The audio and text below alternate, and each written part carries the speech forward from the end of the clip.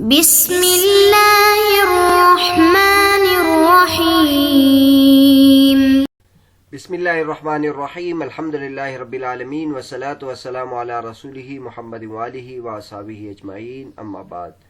سنہ ترمذی سبق نمبر 29۔ آج کے سبق کا عنوان ہے پیشاب کے وقت قبلے کی طرف منہ اور پیٹھ کرنے کی ممانعت کے بارے میں، حصہ اول۔ امام ترمذی رحمۃ اللہ علیہ کتاب الطہارت میں وہ ابواب قائم کر رہے ہیں جو طہارت سے متعلق ہو، پاکی سے متعلق ہو۔ تو 6 نمبر پر باب قائم کیا ہے، باب فی النہی عن استقبال القبلۃ بغائط او بول۔ یہ باب ہے قبلے پیشاب یا پاخانے کے وقت قبلے کی طرف منہ کرنے کی ممانعات کے بارے میں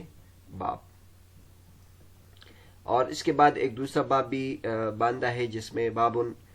فی الرخصۃ فی ذالک، جس میں 2 طرح کی حدیث امام ترمذی رحمۃ اللہ نے ذکر کی ہے۔ بعض حدیث سے اس کی ممانعت معلوم ہوتی ہے، پیشاب یا پاخانے کے وقت قبلے کی طرف منہ کرنا یا پیٹھ کرنا، اور بعض حدیث میں اس کی رخصت معلوم ہوتی ہے۔ تو امام ترمذی رحمۃ اللہ نے دونوں طرح کی حدیث اس میں ذکر کی ہے۔ آج کے سبق میں ہم ان احادیث کو بنیادی طور پر ذکر کرتے ہیں تاکہ ایک خلاصہ کے طور پر امام ترمذی رحمۃ اللہ کیا کہنا چاہتے ہیں وہ آ جائے، اور اگلے اسباق میں انشاءاللہ ان احادیث کی مکمل تشریح آپ کے سامنے ذکر کریں گے۔ فرماتے ہیں وبه قال حدثنا سعید بن عبد الرحمن المخزومی قال حدثنا سفیان بن عیینة عن الزہری عن عطاء بن یزید اللیثی عن ابی ایوب الانصاری قال قال رسول اللہ صلی اللہ علیہ وسلم اذا اتیتم الغائط فلا تستقبلوا القبلة بغائط ولا بول ولا تستدبروها ولكن شرقوا وغربوا۔ ہمیں حدیث بیان کی سعید بن عبد الرحمن مخزومی نے، وہ فرماتے ہیں کہ ہمیں بیان کی سفیان بن عیینہ نے، وہ کہتے ہیں کہ زہری سے یہ حدیث منقول ہے، اور وہ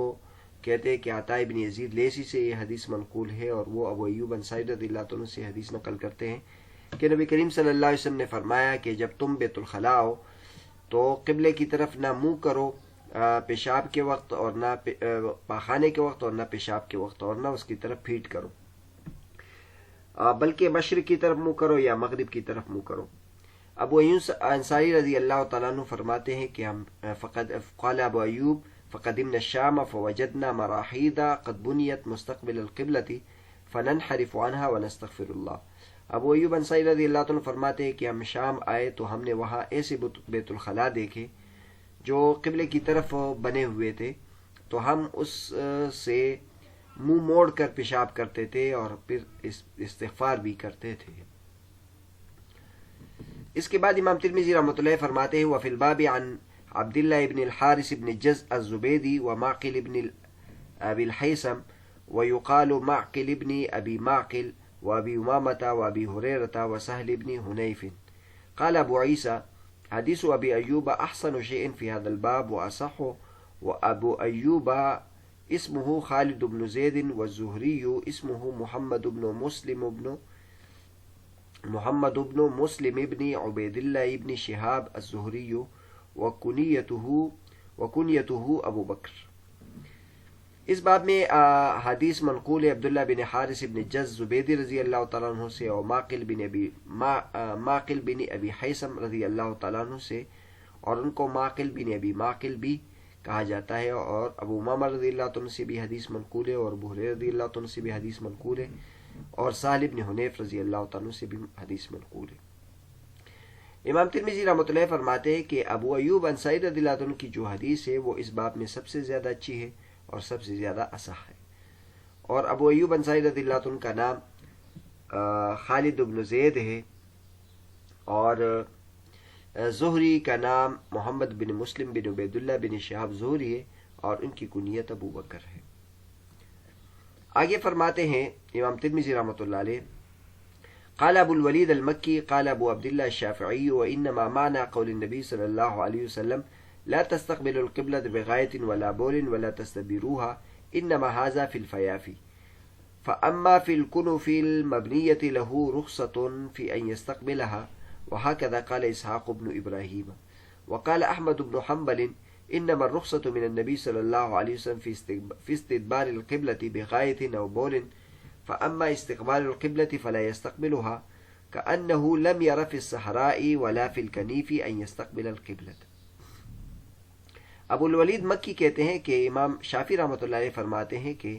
نبی کریم صلی اللہ علیہ وسلم کے اس قول کہ تم پیشاب اور پاخانے کے وقت قبلے کی طرف منہ نہ کرو اور نہ پیٹ کرو، اس کا مطلب یہ ہے کہ انما ھذا فی الفیافی، یہ صحرا سے متعلق بات ہے۔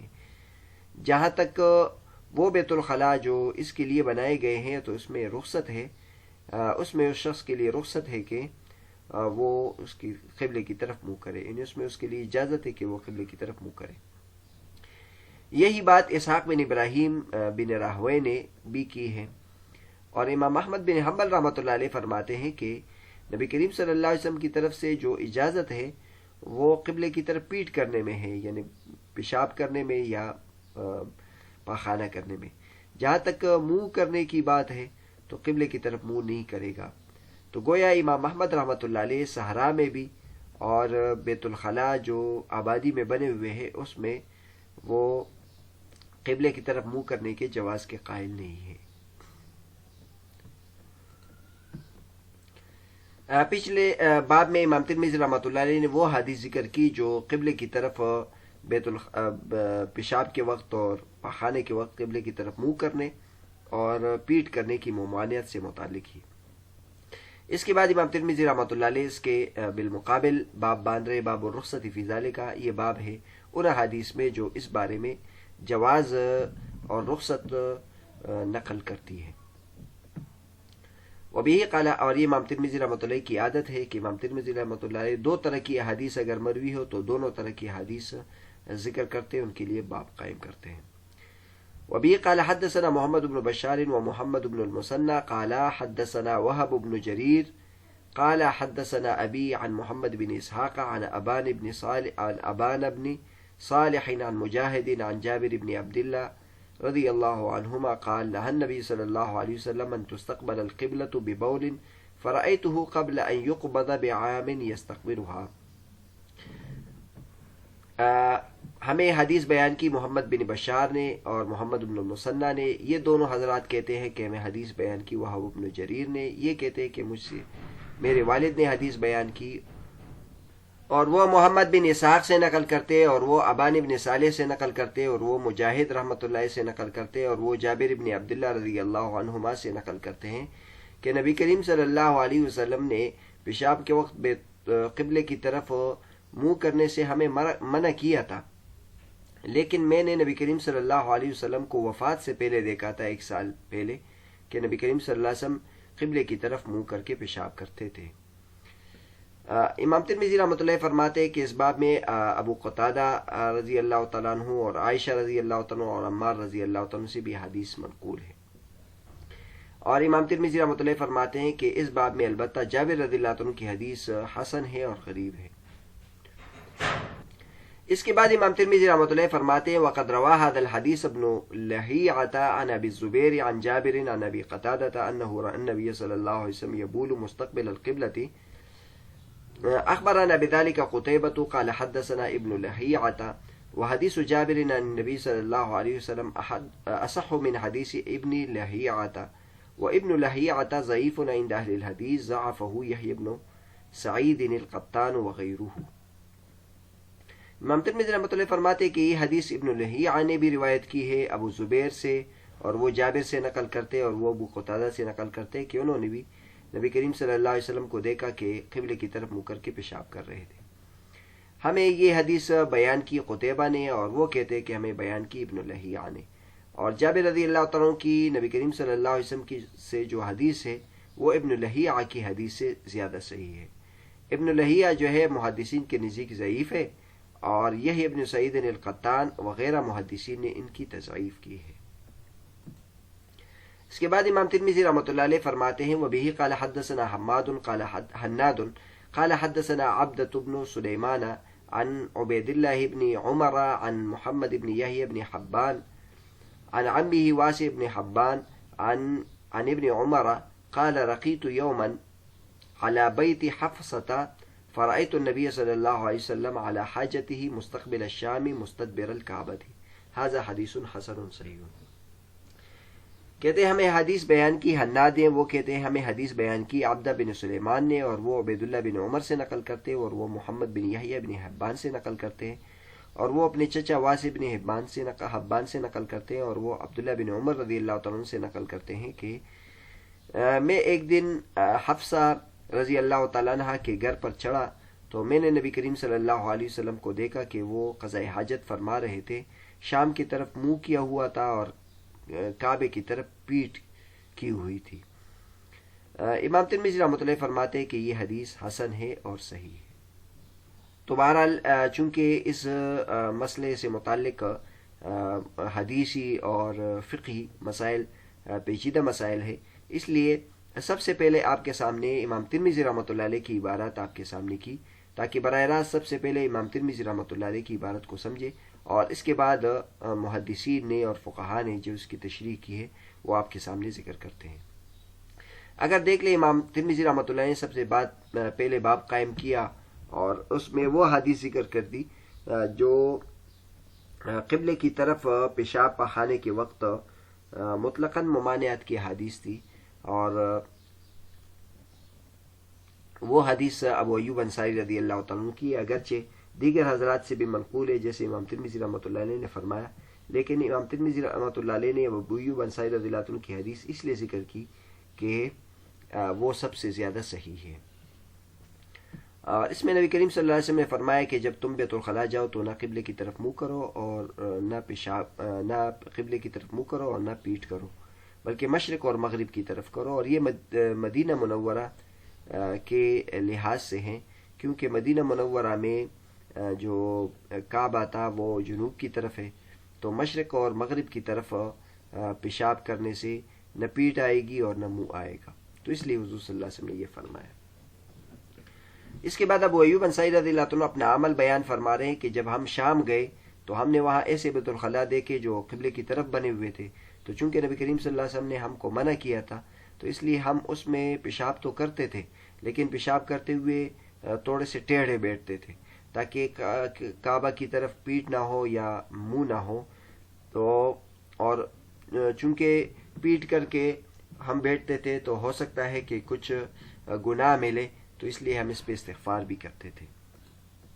امام ترمذی رحمۃ اللہ علیہ نے اس کے بعد اس باب میں دوسری احادیث کی طرف اشارہ کیا کہ اس بار میں عبداللہ بن حارث بن جز سے بھی روایت منقول ہے، معقل بن ابی معقل رضی اللہ تعالیٰ سے بھی منقول ہے، اور معقل بن معقل کے بارے میں بتایا کہ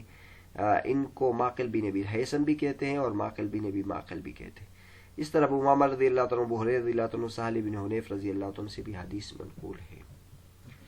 اس کے بعد امام ترمذی رحمۃ اللہ فرماتے ہیں کہ ابو ایوب انصاری رضی اللہ عنہ کی حدیث اس لیے ذکر کی کہ وہ اس باب میں سب سے زیادہ احسن ہے اور سب سے زیادہ صحیح.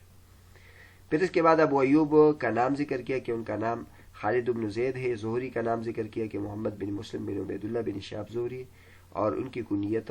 ابو بکر ہے. اس کے بعد امام ترمذی رحمۃ اللہ علیہ نے اس بارے میں فقہاء کے جو مسلک ہے وہ ذکر کیے. تو سب سے پہلے امام شافعی رحمۃ اللہ علیہ کا مسلک ذکر کیا اور تعویل ان کی ذکر کی کہ اس میں جو نبی کریم صلی اللہ علیہ وسلم نے منع کیا ہے یہ اس جگہ سے متعلق ہے جو بیابان ہو، جس میں سامنے عمارت نہ ہو، تو اس میں منع ہے کہ منہ بھی نہیں کرنا چاہیے اور پیٹ بھی نہیں کرنی چاہیے. لیکن اگر وہ عمارت میں کے اندر ہو، اور جیسے کہ ہمارے زمانے میں بیت الخلاء ہے، تو اس میں قبلے کی طرف منہ کرنے کی اجازت ہے. یہ امام شافعی رحمۃ اللہ کا مشہور مسلک ہے. اسی طرح اسحاق بن راہویہ کا مسلک بھی ہے. امام محمد بن حنبل رحمۃ اللہ کا مسلک یہ ہے، وہ کہتے ہیں کہ پیٹ کرنا جائز ہے، البتہ منہ کرنے کی اجازت نہیں ہے، اور منہ کرنے کی نہ صحرا میں اجازت ہے اور نہ آبادی میں اجازت ہے. تو امام شافعی رحمۃ اللہ کا مسلک، اسحاق بن راہویہ کا مسلک اور امام محمد رحمۃ اللہ کا مسلک انہوں نے ذکر کیا ہے. آگے انشاءاللہ ہم مسلک ذکر کریں گے، اس میں تقریباً 7-8 مسلک ہم ذکر کریں گے. امام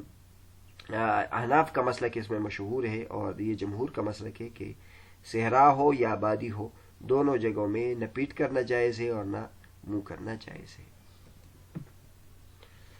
اس کے بعد امام ترمذی رحمۃ اللہ علیہ نے رخصت کی احادیث کا باب قائم کیا، اور اس میں دو احادیث ذکر کی بنیادی طور پر. ایک جابر رضی اللہ عنہ کی حدیث ذکر کی کہ نبی کریم صلی اللہ علیہ وسلم نے اگرچہ اس سے منع کیا تھا لیکن میں نے خود دیکھا نبی کریم صلی اللہ علیہ وسلم کو کہ وہ قبلے کی طرف منہ کر کے